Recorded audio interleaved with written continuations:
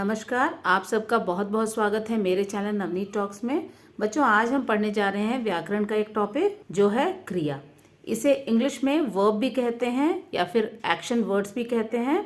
और क्रिया के साथ साथ हम आज क्रिया के भेद भी पढ़ेंगे। तो आइए शुरू करते हैं आज का ये वीडियो।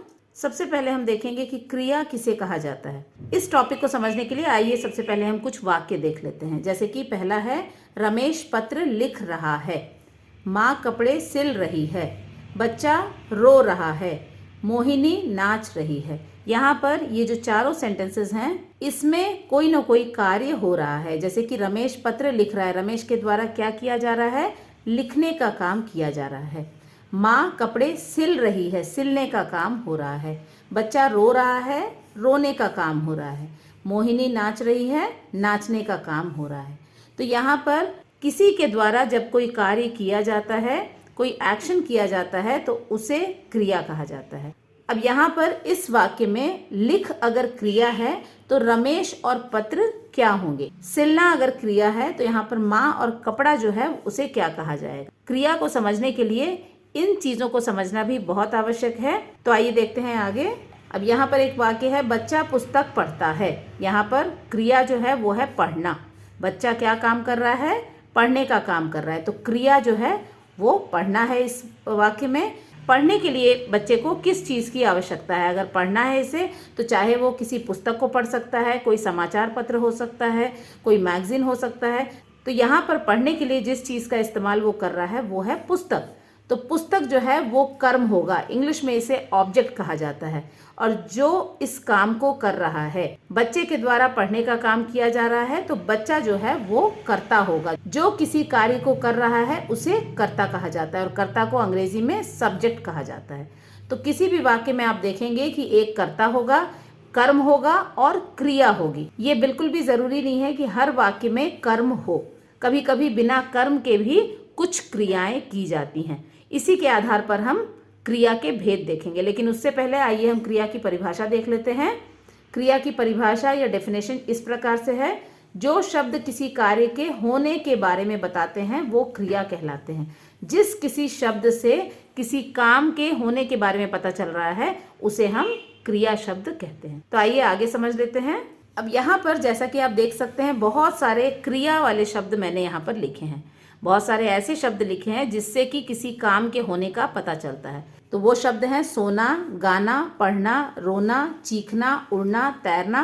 तो इस तरह से और भी काफी सारे शब्द लिखे हैं। इन शब्दों से क्या समझा जा सकता है, आइए हम देखते हैं। सबसे पहले सोना। सोने की जो क्रिया होती है, सोने का जो काम होता है, उसके लिए हमें किसी भी कर्म की आवश्यकता नहीं होती, किसी ऑब्जेक्ट की आवश्यकता नहीं होती है। अगर हमें नींद आ रही है तो हम कहीं भी सो सकते हैं, चाहे वो बिस्तर हो, चाहे वो जमीन हो, चाहे वो चेयर हो, कहीं पर भी हम सोने की क्रिया कर सकते हैं। सोने के लिए हमें किसी कर्म या ऑब्जेक्ट की जरूरत नहीं होती है। तो ये एक ऐसी क्रिया है जो कि बिना कर्म के भी की जा सकती है। तो इसीलिए इसके लिए कर्म आवश्यक नहीं होता है। तो जिन क्रियाओं के लिए कर्म की आवश्यकता नहीं होती है उसे हम इस तरह से क्रॉस कर देंगे।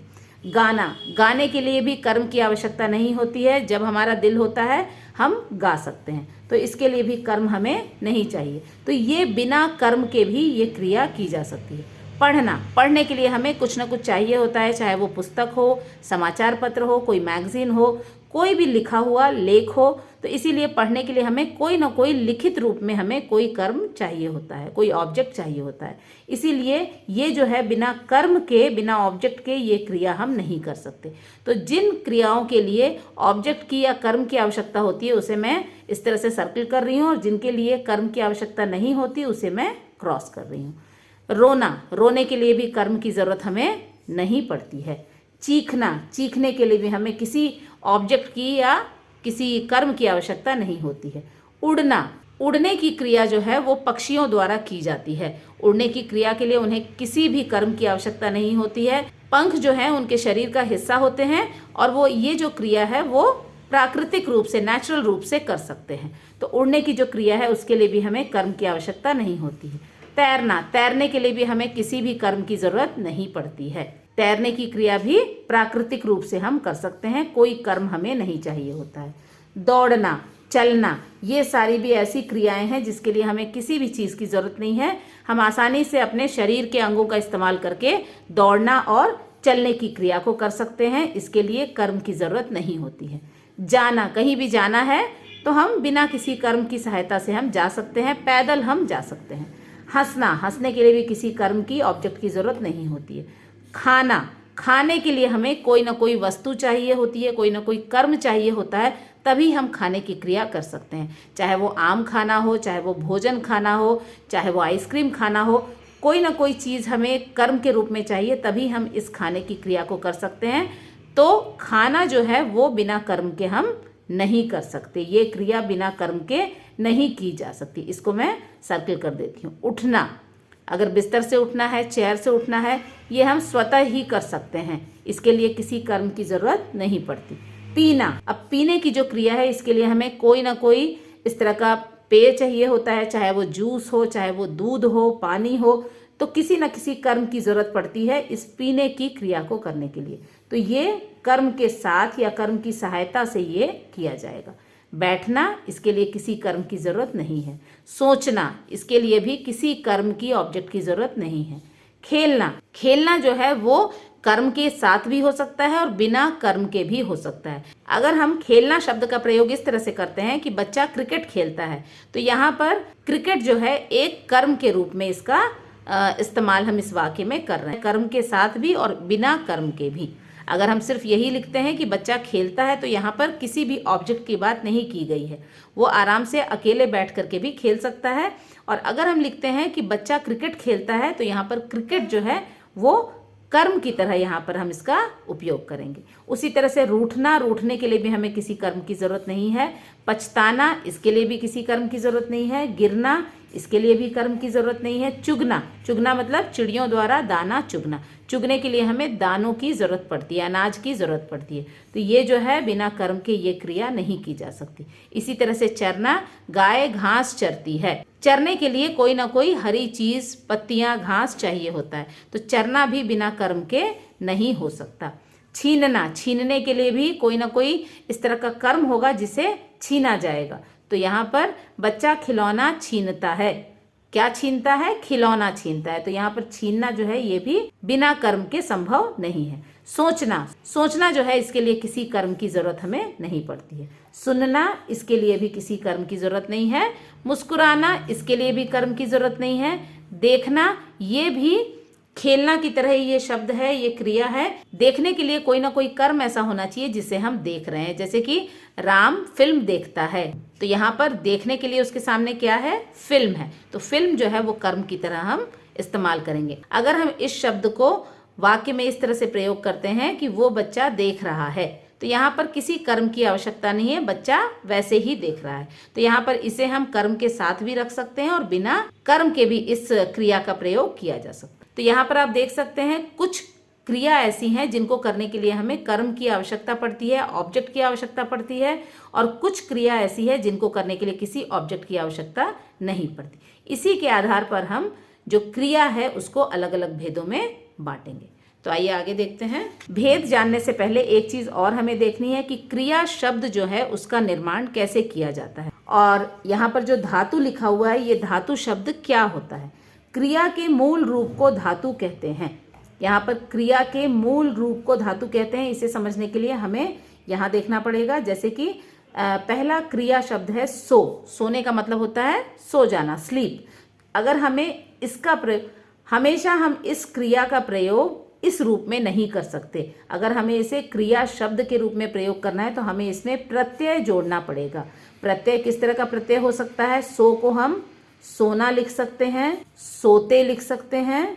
तो इस तरह से ये जो क्रिया का ये जो धातु रूप है उसको हम क्रिया शब्द में प्रत्यय जोड़ करके इसका प्रयोग हम कर सकते हैं। इसी तरह से दौड़ जो है, ये शब्द जो है ये धातु रूप कहलाएगा। अब इसका हम जब क्रिया शब्द के रूप में प्रयोग करेंगे तो वाक्य के अनुसार हमें इसमें बदलाव लाना पड़ेगा, कोई ना कोई प्रत्यय इसमें हमें जोड़ना पड़ेगा। जैसे कि दौड़ से बनेगा दौड़ना, दौड़ से बनेगा दौड़ना और दौड़ते। इसी तरह से देख से देखना, देखा।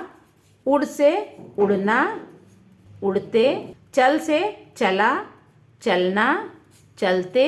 इस तरह के क्रिया शब्द इससे बनेंगे। जा से जाता, जाना, जाते, पढ़ से पढ़ना, पढ़ते, पढ़ा। इस तरह के क्रिया शब्द हम इसमें प्रत्यय जोड़ करके बना सकते हैं। यहाँ पर ये क्रिया शब्द जिन शब्दों से बन रहे हैं इन सारे शब्दों को हम धातु रूप कहते हैं। तो आइए आगे देख लेते हैं।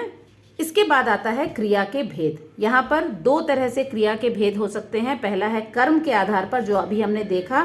कुछ क्रिया शब्द ऐसे होते हैं जिनको करने के लिए कर्म की जरूरत पड़ती है और कुछ क्रिया ऐसी होती हैं जिनके लिए कर्म की आवश्यकता नहीं होती है। तो यहाँ पर कर्म के आधार पर हम क्रिया को अलग अलग भेदों में बांटेंगे। उसी तरह से रचना के आधार पर भी क्रिया को अलग अलग भेदों में बांटा जा सकता है। इस चीज को हम बाद में देखेंगे। इस वाले वीडियो में हम कर्म के आधार पर क्रिया के भेद देखेंगे। तो कर्म के आधार पर क्रिया को दो भेदों में बांटा जा सकता है, अकर्मक और सकर्मक। सबसे पहले आइए हम देखते हैं अकर्मक क्या है। अकर्मक का मतलब होता है बिना कर्म के, ऐसी क्रिया जिसको करने के लिए किसी कर्म की जरूरत नहीं पड़ती है, इसीलिए इसे अकर्मक या बिना कर्म के क्रिया कहा जाता है। तो आइए इसकी परिभाषा देख लें। जिस क्रिया के कार्य का फल कर्ता पर पड़ता है उसे अकर्मक क्रिया कहते हैं। ऐसी क्रिया जिसको करने की सारी जिम्मेदारी, सारी रिस्पॉन्सिबिलिटी किसी कर्म के ऊपर नहीं बल्कि करने वाले कर्ता के ऊपर पड़े, उसे हम अकर्मक क्रिया कहते हैं। ऐसी क्रिया बिना कर्म के भी की जा सकती है। इसे हम वाक्य के द्वारा समझ लेते हैं। जैसे पहला वाक्य है, राहुल बैठा है, महिला जा रही है, बच्चे हंस रहे हैं। यहाँ पर जो क्रियाएं हो रही हैं वो है बैठना, जाना और हंसना।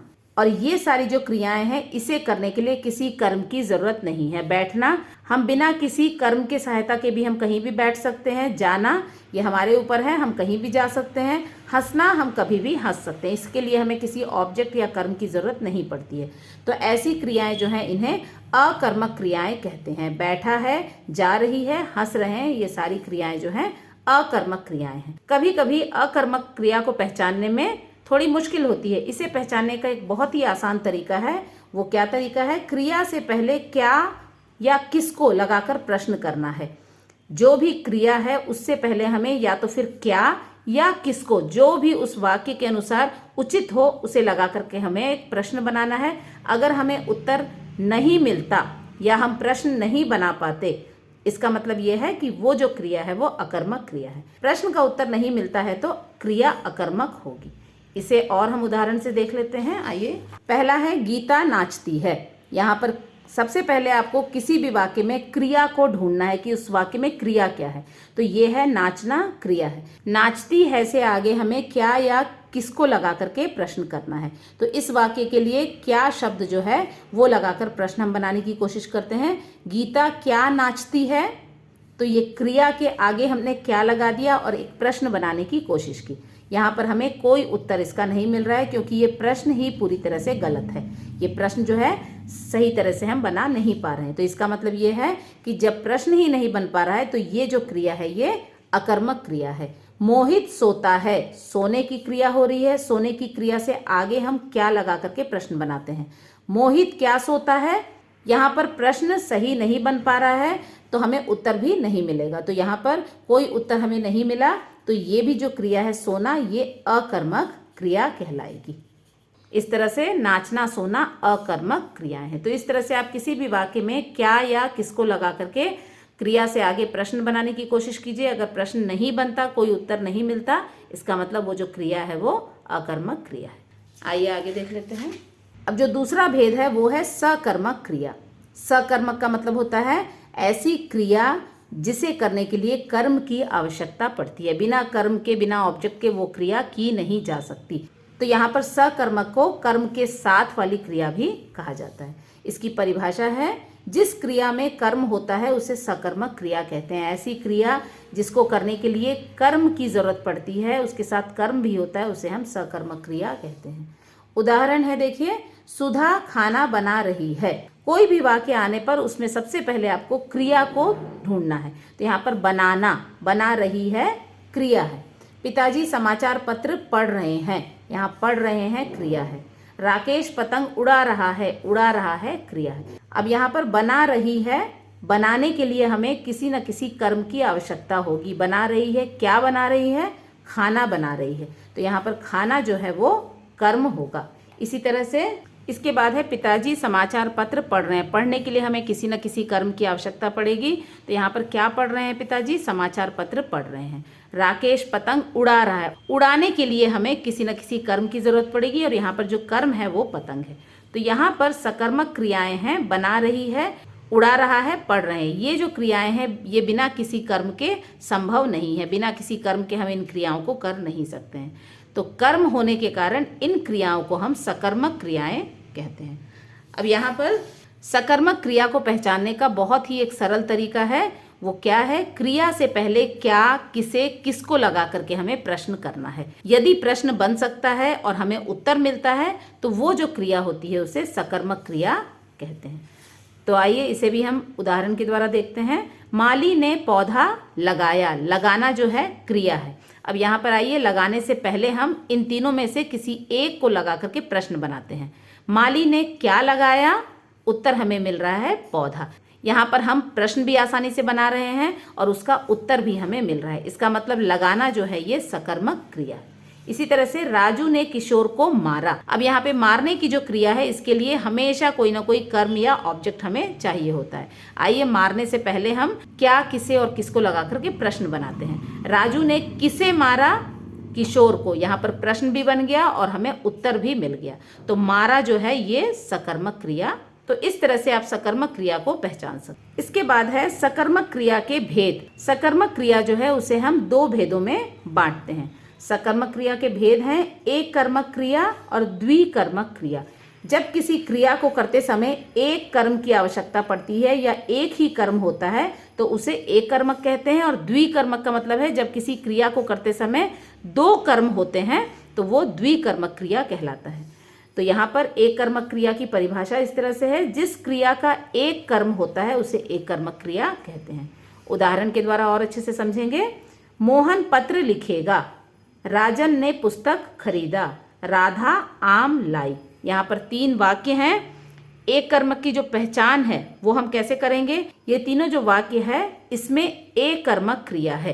अब इसे हम कैसे पहचानेंगे? इसकी पहचान का बहुत ही आसान तरीका है। फिर से हमें जो यहाँ पर क्रिया है उसके आगे हमें क्या लगा करके प्रश्न करना है।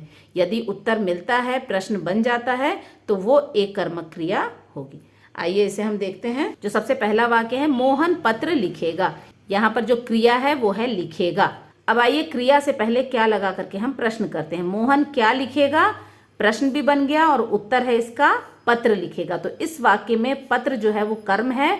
अब यहाँ पर क्रिया के लिए एक कर्म की आवश्यकता है और वो कर्म है पत्र।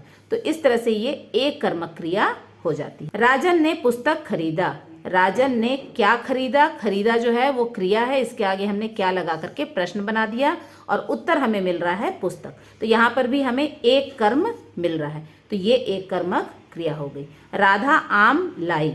राधा क्या लाई? लाना एक क्रिया है, उसके आगे क्या लगा करके प्रश्न बन गया और उत्तर हमें मिल गया आम। तो एक कर्म यहाँ पर भी हमें मिला है इस क्रिया के लिए। तो ये भी एक कर्मक क्रिया हो। अब इस तरह से जो द्विकर्मक क्रिया है उसको पहचानने का क्या तरीका? अब यहाँ पर द्विकर्मक जो क्रिया है उसकी परिभाषा है, जिस क्रिया में दो कर्म होते हैं। यहाँ पर नाम से ही पता चल रहा है द्विकर्मक, मतलब जिस क्रिया में दो कर्म होते हैं उसे हम द्विकर्मक क्रिया कहते हैं।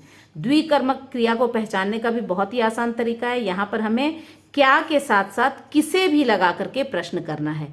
अगर किसी वाक्य में क्रिया से पहले क्या लगा करके और किसे लगा करके प्रश्न किया जाए और दोनों ही प्रश्नों का हमें उत्तर मिल जाए तो वो जो क्रिया होगी वो द्विकर्मक क्रिया कहलाई। तो आइए इसे हम उदाहरण के द्वारा देखते हैं। अब पहला वाक्य है, माली ने राजू को फूल दिया। अब इस वाक्य में सबसे पहले क्रिया को हम ढूंढेंगे। क्रिया है दिया, देना।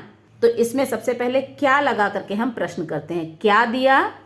उत्तर आ रहा है फूल। यहाँ पर हमने फूल लिख दिया। अब इसी वाक्य में इसी क्रिया से पहले हम किसे लगा करके, अब इसी वाक्य में इस क्रिया से पहले हम किसे लगा करके प्रश्न करते हैं। किसे दिया? राजू को। तो यहाँ पर राजू हमने लिख दिया। अब आइए दूसरा जो वाक्य है वो देखते हैं। शिक्षक ने विद्यार्थी को पुरस्कार दिया। यहाँ पर भी दिया क्रिया है। क्रिया से पहले हम क्या लगा करके अगर प्रश्न करेंगे, क्या दिया, तो पुरस्कार जो है उत्तर के रूप में मिलता है। किसे दिया? विद्यार्थी को। तो विद्यार्थी हमें उत्तर के रूप में मिलता है। तीसरा वाक्य है राजा ने भिखारी को भोजन दिया। दिया जो है ये क्रिया है, क्रिया से आगे हम क्या लगा करके प्रश्न करेंगे, तो क्या दिया, भोजन दिया। किसे दिया, भिखारी को दिया। तो भिखारी जो है हमें उत्तर के रूप में मिल रहा है। तो हर एक वाक्य में हमें दो कर्म जो है वो मिल रहा है। यहाँ पर अगर आप ध्यान से देखें तो क्या से प्रश्न करने पर जो हमें उत्तर मिला है, फूल, पुरस्कार और भोजन, ये सारी ही चीज़ें निर्जीव हैं। मतलब निर्जीव मतलब नॉन लिविंग है। और यहाँ पर किसे लगा करके जो हमने प्रश्न किया था और उसके उत्तर में जो हमें शब्द मिले हैं, राजू, विद्यार्थी, भिखारी, ये सभी सजीव हैं, मतलब लिविंग ऑब्जेक्ट्स हैं। तो यहाँ पर दो तरह के कर्म हमें मिले हैं, एक निर्जीव कर्म है और दूसरा सजीव कर्म है। एक लिविंग ऑब्जेक्ट्स है और दूसरा नॉन लिविंग ऑब्जेक्ट्स है। तो यहाँ पर जो निर्जीव वस्तुएं हैं जो हमें कर्म के रूप में मिली हैं उन्हें हम मुख्य कर्म कहते हैं, और जो सजीव चीजें हमें मिली हैं उन्हें हम गौण कर्म कहते हैं। तो इस तरह से ऐसे वाक्य जिसमें कि क्रिया के आगे क्या और किसे लगा करके प्रश्न किया जाए, तो वहां पर हमें मुख्य कर्म और गौण कर्म मतलब दो कर्म हमें प्राप्त होते हैं। ऐसी क्रिया को द्विकर्मक कहा जाता है। तो आइए आगे देखते हैं। इसके आगे है एक विशेष बात जो हमें याद रखनी है। जब भी हम क्रिया के आगे क्या लगा करके प्रश्न करते हैं तो अक्सर जो उत्तर के रूप में हमें प्राप्त होता है वो कर्म होता है, वो ऑब्जेक्ट होता है। लेकिन कभी कभी ऐसे वाक्य आते हैं जिसमें कि क्रिया के आगे क्या लगा करके प्रश्न किया जाता है तो उत्तर के रूप में हमें कर्ता की प्राप्ति होती है। उस दशा में अगर हमें कर्म की जगह कर्ता उत्तर के रूप में मिलेगा तो ऐसी क्रिया जो होती है उसे अकर्मक क्रिया कहा जाता है। जब हमें सिर्फ कर्म उत्तर के रूप में मिलेगा तभी हम उसे सकर्मक क्रिया कह सकते हैं। अगर कर्ता मिलेगा उत्तर के रूप में तो हम उसे अकर्मक क्रिया कहेंगे। तो ये किस तरह के वाक्य होते हैं? पहला है पक्षी उड़ते हैं। यहाँ पर उड़ते हैं क्रिया है, उड़ने का काम कौन कर रहा है? पक्षी कर रहे हैं। तो पक्षी जो है ये हमारा कर्ता हो जाएगा, उड़ते जो हैं वो हो जाएगा हमारा क्रिया। अगर हमने क्रिया के आगे क्या लगा करके प्रश्न किया तो हो जाएगा क्या उड़ते हैं। उत्तर हमें मिल रहा है पक्षी, जो कि एक कर्ता है। तो कर्ता जो है अगर उत्तर के रूप में मिलता है तो ये सकर्मक नहीं बल्कि अकर्मक क्रिया होगी। उसी तरह से दूसरा वाक्य है नदी बहती है। यहाँ पर बहने का काम जो है वो नदी कर रही है।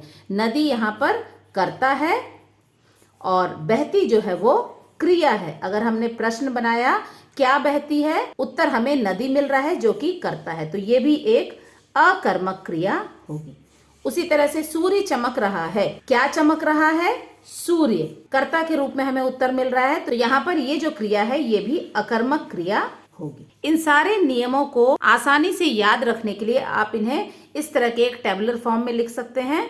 जैसे कि यहाँ पर मैंने क्रिया लिखा है और इसके भेद यहाँ पर लिख दिए हैं। पहले अकर्मक सकर्मक है और बाद में सकर्मक के जो दो भेद हैं, एक कर्मक और द्विकर्मक भी मैंने यहाँ लिखा है। इसके नियम क्या है? क्या किसे लगा करके प्रश्न बनाना है, लेकिन अगर अकर्मक क्रिया है तो प्रश्न नहीं बनेगा और न ही हमें उत्तर मिलेगा। तो इस दशा में उस क्रिया को हम अकर्मक क्रिया कहेंगे। सकर्मक में क्रिया से पहले क्या किसे किसको लगा करके प्रश्न करना है, प्रश्न बनेगा और उत्तर मिलेगा तो वो जो है सकर्मक क्रिया होगी। एक कर्मक में क्या लगा करके प्रश्न करना है क्रिया से पहले, प्रश्न अगर बनता है उत्तर मिलता है एक कर्म के रूप में तो वो एक कर्मक होगा। द्विकर्मक जो है अगर हम क्रिया से आगे क्या और किसे दोनों को बारी बारी लगा करके हम प्रश्न बनाएंगे, प्रश्न बनेगा, अगर दो कर्म उत्तर के रूप में मिलते हैं तो वो द्विकर्मक क्रिया होगी। ये जो टेबल है इससे आपको इसके नियम बहुत आसानी से याद रहेंगे। इसके बाद कुछ अभ्यास प्रश्न हम देख लेते हैं।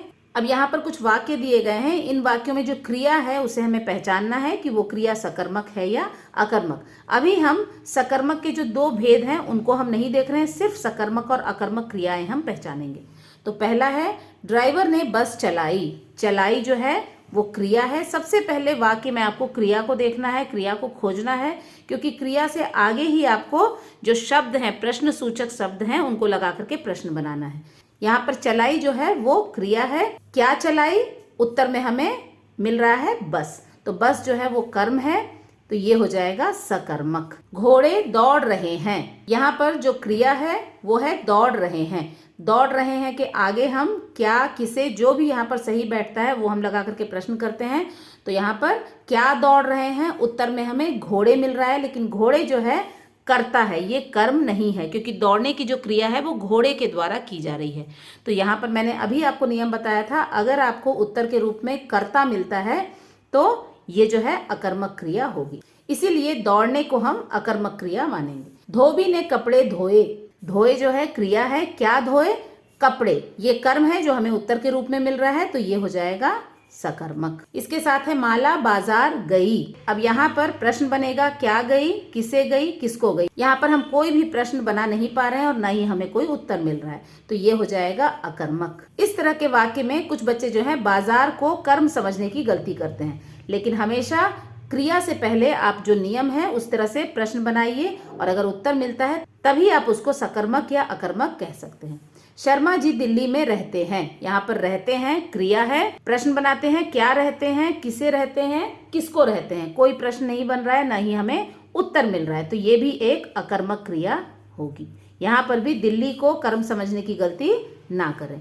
किशोर ने अनिल को सवाल समझाया, समझाया क्रिया है, क्या समझाया, सवाल समझाया, किसे समझाया, अनिल को समझाया। तो यहाँ पर देख रहे हैं आप, दो कर्म हमें मिल रहे हैं और सकर्मक का जो एक भेद होता है द्विकर्मक, वो नियम यहाँ पर आपको नजर आ रहा हो। क्योंकि हमें यहाँ सिर्फ सकर्मक और अकर्मक क्रिया पहचाननी है, तो हम यहाँ पर सकर्मक लिखेंगे।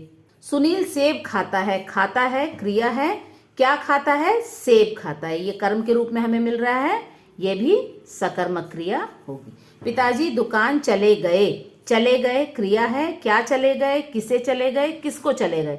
कोई प्रश्न नहीं बन रहा है, दुकान जो है ये कर्म नहीं है, इसे कर्म ना समझे। तो यहाँ पर भी कोई उत्तर हमें नहीं मिल रहा है, कोई प्रश्न हम बना नहीं पा रहे हैं, तो ये भी अकर्मक क्रिया होगी। एक एक वाक्य को समझते हुए क्रिया के आगे क्या, किसे, किसको लगाते हुए प्रश्न बनाइए। उत्तर मिलने पर सकर्मक और उत्तर न मिले तो अकर्मक। इस तरह से आसानी से आप इसे पहचान सकते हैं। तो आइए देखते हैं कुछ और अभ्यास प्रश्न। तो यहाँ पर इन वाक्यों में हमें अकर्मक, एकर्मक और द्विकर्मक क्रियाएं जो हैं वो पहचाननी है। तो आइए एक एक करके वाक्यों को पढ़ते हैं। हमारे इलाके से सारे बंदर भाग गए। यहाँ पर सबसे पहले वाक्य में आप क्रिया को ढूंढिए। यहाँ पर क्रिया है भाग गए। यहाँ पर भाग गए से पहले क्या, किसे और किसको लगा करके हमें प्रश्न बनाना है, लेकिन हमारे इलाके से क्या भाग गए, हमारे इलाके से किसे भाग गए, हमारे इलाके से किसको भाग गए, ये तीनों ही प्रश्न सूचक शब्द लगा करके प्रश्न बन नहीं पा रहा है। तो यहाँ पर इसीलिए ये जो क्रिया है ये अकर्मक क्रिया कहलाएगी। दूसरा है माली पौधों को सींचता है, सींचता है ये है क्रिया। आइए हम प्रश्न बनाते हैं। तो किसे सींचता है, माली किसे सींचता है। अगर हम प्रश्न बनाते हैं तो उत्तर हमें मिलता है पौधों को, तो कर्म एक है यहाँ पर, इसीलिए ये हो जाएगा एक कर्मक क्रिया हो जाएगी।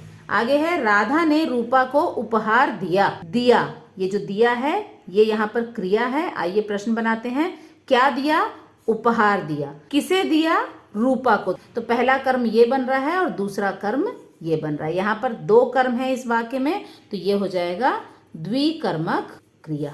आगे है रात को कुत्ते भौंक रहे हैं, भौंकना, भौंक रहे हैं क्रिया है। तो यहाँ पर प्रश्न होगा, क्या भौंक रहे हैं, किसे भौंक रहे हैं, किसको भौंक रहे हैं। तीनों ही प्रश्न सूचक शब्द लगा करके हम प्रॉपर तरीके से प्रश्न नहीं बना पा रहे हैं, तो इसीलिए ये भी हो जाएगा अकर्मक क्रिया।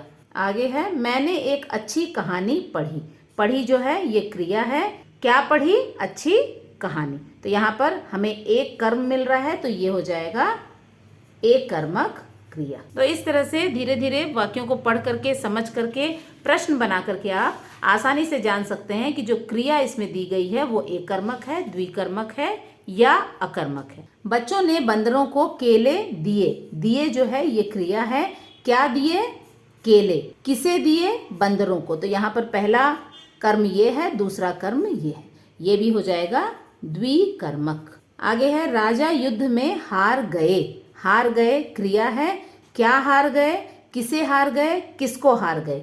कोई उत्तर हमें नहीं मिल रहा है, न ही प्रॉपर प्रश्न बन पा रहा है, तो ये भी हो जाएगा अकर्मक क्रिया। आगे है अचानक आंधी आई, आई क्रिया है। अब यहाँ पर आंधी, आंधी के आने की बात हो रही है, आंधी जो है वो क्रिया कर रही है, आने की क्रिया कर रही है।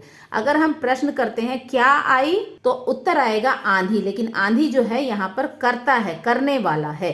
तो इसीलिए जब भी हमें उत्तर के रूप में कर्ता मिलता है तो उस तरह की जो क्रिया होती है वो अकर्मक क्रिया कहलाती है। इसके बाद है महिमा ने संगीत प्रतियोगिता में प्रथम पुरस्कार जीता। यहाँ पर जीता क्रिया है, क्या जीता, पुरस्कार जीता, किसे जीता, किसको जीता, इसके लिए कोई उत्तर हमें नहीं मिल रहा है। तो यहाँ पर सिर्फ कर्म के रूप में हमें एक ऑब्जेक्ट हमें मिला है, तो ये हो जाएगा एकर्मक क्रिया। आगे है पंडित जी ने फूल और प्रसाद बांटे। बांटना क्रिया है, क्या बांटे, फूल और प्रसाद। इसे हम एक ही मानेंगे फूल और प्रसाद को, और ये एक कर्म के रूप में हमें उत्तर मिल रहा है। तो यहाँ पर भी किसे बांटे, किसको बांटे, इसके लिए कोई उत्तर नहीं है। इस क्रिया में भी सिर्फ एक कर्म है और ये हो जाएगा एक कर्मक। ये सारे जो अभ्यास के प्रश्न हैं इनको एक एक करके पढ़ के आप आसानी से जान सकते हैं कि किस तरह की क्रिया इसमें। तो बच्चों इस तरह से जो क्रिया का टॉपिक आज जो मैंने समझाया है, आशा है आप लोगों को समझ में आ गया होगा। ये सारे जो शीट्स हैं इनका PDF भी आपको डिस्क्रिप्शन बॉक्स में मिल जाएगा। इसी तरह के एक अन्य वीडियो में हम फिर मिलेंगे, तब तक के लिए अपना ध्यान रखें। नमस्कार।